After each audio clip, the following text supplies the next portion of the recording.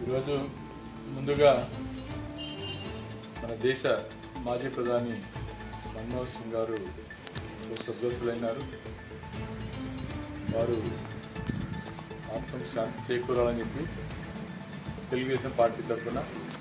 Adoni Telugu Desam party తరఫున వారికి వారి కుటుంబానికి ప్రగాఢ సానుభూతిని తెలియజేస్తూ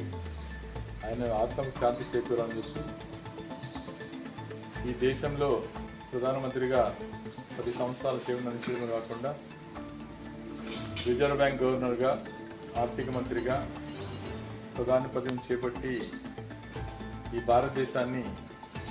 అన్ని రకాలుగా అభివృద్ధి బాటలో పయనించడమే కాకుండా అనేక ఆర్థిక సంస్కరణలు తెచ్చిన ఘనత